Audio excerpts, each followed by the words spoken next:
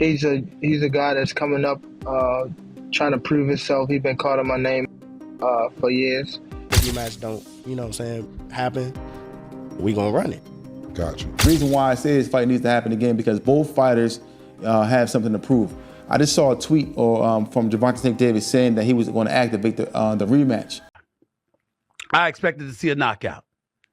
I expected to see it come at the hands of Gervonta Tank Davis against a dude that I thought was undersized, that I thought was not on the same level. And my God, was I wrong. So I thought it was apropos that on this particular day, more than a week after Lamont Roach showed up at the Barclays Center in Brooklyn, New York, and let everybody know, yo, I'm no joke either. Y'all don't know who the hell I am. I'm here to reintroduce him to the world. A guy that many believe should be the lightweight champion of the world in the sport of boxing. The one and only Lamont Roach joins me right. If you look at the whole fight, he was never bothering his eyes before you jabbed him. Before I jabbed him. Even that right hand that, like, you know what I'm saying, that kind of landed. He kind of rolled with it. But after that, you could see him wipe his eye. And then, right after I hit him with the jab, you could see him wipe his other eye. The moment we've all been waiting for is almost here. The rematch between Gervonta Tank Davis and Lamont Roach is officially confirmed. That was trash. Well, I thought it was a good fight. You didn't think great fight, but I just champion guy taking a knee, talking about greasing his hair. Yeah, that was crazy. I'm like, yo, how you just in the middle of the fight just go wipe your face? Also, here's the deal: if you take a knee, that's a knockdown. That's a knockdown. Subtract 2, right? You got hit with a jab. Yeah. You took a knee, and then you walked off. Exactly. That is a knockdown. Yeah. So I think they're reviewing that right now. Nah, that guy should have lost, maybe. Well, I feel like if they do review it and they do judge it as a knockdown, which it was clearly a knockdown to everybody, you take a knee, that's a knockdown. I think they will probably give it to Lamont. This is a very interesting rule they have, a power slap that kind of talks about what you guys were just discussing. And this time, the stakes couldn't be higher. Their first bout ended in a heated draw, leaving fans split on who really came out on top. The part with the grease in the eye, that took on a life of its own. You know what I'm saying? That was a headline in the fight. One is, what did you think when he said that initially, just like the grease in the eye? But 2 is like, when you was in the fight, was there any point that you saw that? Like, did you see like him kind of messing with his eye, or did you have any indication that that was something that was bothering him? No, see, and that's the thing. If you look at the whole fight, he was never bothering his eyes before you jabbed him. Before I jabbed him. Even that right hand that, like, you know what I'm saying, that kind of landed. He kind of rolled with it. But after that, you could see him wipe his eye. And then, right after I hit him with the jab, you could see him wipe his other eye. So it's like it was corresponding to which hand that I punched him with and exactly which eye. So it's like crazy for him to say it's grease in my eye. And I think even when he say that, you could see me, because I'm right beside him, you could see me like, nigga, what you talking about? So, right. But you say you don't think he willing though. Yeah, whatever. See, but who cares? Like, sweat gonna get in your eye, blood gonna get in your eye. Yeah, it don't matter. Spit fuck around and get in your eye. You know what I'm saying? But you, it's not like you can be like, all right, time out, ref. Hold on, Take no ref. time out. You can't do that. Right. Would you be cool with Steve Willis doing the next fight? Hell no. He can't do the next fight. No, he can't do the next fight. Right. No. Pops, it's a no? Hell no. Yeah, fuck that nigga. Yeah. You know how many put Coach Ben on him, man. He lucky he ain't running Coach Ben after that fight. But look how many times he fight up though. Right. The knee, him going to the corner to get assistance, like who knows? Not saying that they did any cheating like that, but like he wiped his face with a towel. You can't do that. Right. You can't do none of that. Right. That's a disqualification. You turned your back on the ref after you took a knee. Usually the ref gonna be like, all right, he don't want to fight no more. Fight's off. In their initial clash, Roach turned heads going toe-to-toe with one of the most dangerous punchers in boxing. So the Tank Davis versus Lamont Roach rematch is being targeted for June 21st in Las Vegas. Now, it's good that they're running it back without wasting any time because Roach absolutely deserves a rematch. I mean, I thought he outboxed Tank the last time around. He came up a division as a gigantic 10-1 underdog, and he was the one on the front foot, landing his jab, the body shots, the combinations, throwing a lot more volume. I had it 7-5 Roach, and the no knockdown in round 9 was the reason it was a draw. If that knockdown was scored, that would have been a decision for Roach. But with all that being said, I do like Tank a lot more in the rematch. I thought he fought way too much on the back foot in the first fight, especially the first few rounds. He would land 1 or 2 punches per round, but as he started becoming the aggressor in the later rounds, he kept landing a lot more left hands and body shots. So Tank just needs to make this a dogfight, get into more exchanges, and that's where he'll land a lot more punches on Roach. When he's sitting on the back foot waiting for a counter, that's where Roach is comfortable and winning most of the rounds. So if Tank can fight the same way he did against Ryan Garcia, rounds 3 to 7, against Mario Barrios in the later rounds, or Frank Martin rounds 4 to 8, if he's the one on the front foot, then I do think he'll stop Roach in the rematch.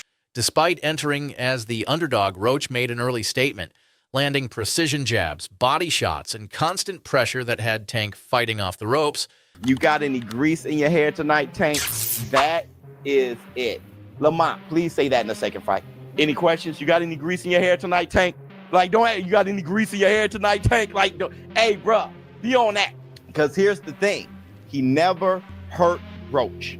Roach just waited. And Roach was squared up and turned sideways.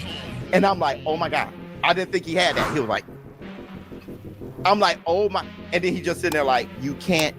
I know what you're going to do because I've trained with you since we were kids. Tarver beat Roy, but he knew Roy since amateurs. Roy said he never liked fighting sparring partners because they know you so well. I should have listened to Mitri, but he did good. Lamont Roach, but only thing, like I say, if he gonna go back and wish he threw his hands more, he might start getting mad at himself and realize that he when he watches the fight, it feel good to hear everybody say that, but when you go watch the fight and you realize, I let him slide too much. Like even the last round, he's standing there posing, looking at the man like and then he got caught with a jab. That wasn't good. So, you talked about the takeaways of how Lamont could be better in the rematch. But the controversy hit when Tank took a knee in round 9, a move that wasn't ruled a knockdown, igniting debates and frustrations from Roach's camp.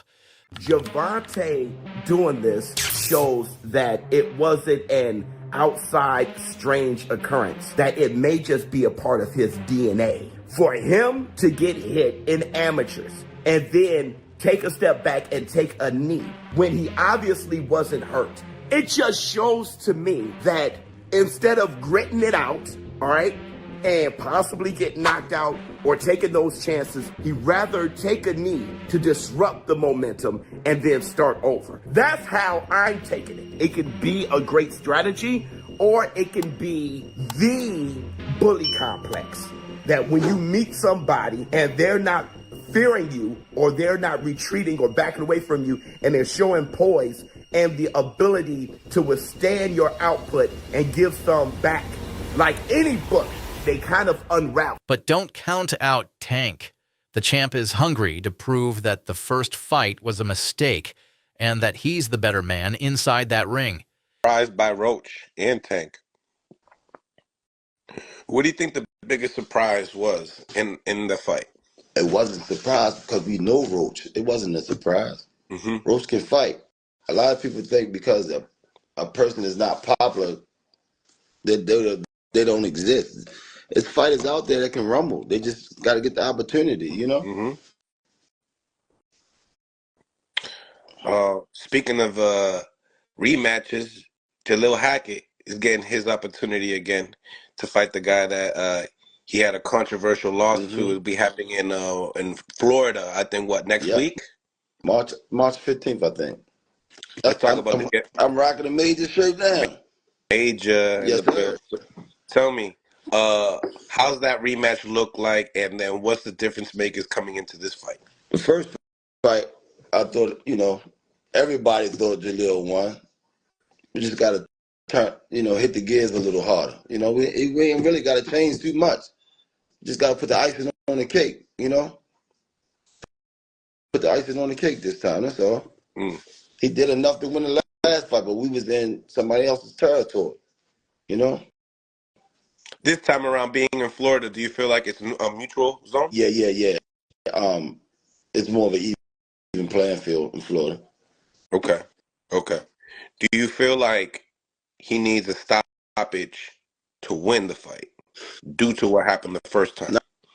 Not necessarily a stoppage. A stoppage is good, but not necessarily. If Tank can bring the same aggression and footwork that we saw against Ryan Garcia, he's more than capable of ending Roach's challenge once and for all.